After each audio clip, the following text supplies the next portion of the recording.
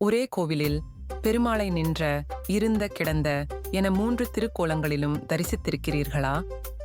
நாகராஜனுக்கே அருள் புரிந்த நாகப்பட்டினம் நீலமேகப் பெருமாள் கோவிலின் சிறப்புகளைப் பற்றி பார்க்கலாம் வாங்க. நாகங்களின் அரசனான ஆதிசேஷன் இங்கு வந்து தவம் இருந்ததால் இத்தலம் நாகப்பட்டினமானது. இங்கு மூலவர் நீலமேகப் பெருமாள் நின்ற கோலத்தில் காட்சி தருகிறார். இதே கோவிலுக்குள் கோவிந்தராஜ பெருமாள் கிடந்த கோலத்திலும் அழகிய சிங்கர் என்ற நரசிம்மர் இருந்த கோலத்திலும் தனித்தனி சன்னதிகளில் அருள் பாலிக்கின்றனர். இங்குள்ள நரசிம்மர் சன்னதி மிகவும் பிரசித்தி பெற்றது. 8 கரங்களுடன் அஷ்டபுஜ நரசிம்மராக் இவர் காட்சி தருவது மிகவும் அரிதான தரிசனமாகும். இரண்யனை வதம் செய்த பிறகு தன் பக்தன் பிரகலாதனுக்கு இவர் சாந்தமாக காட்சி தந்த கோலம் இது.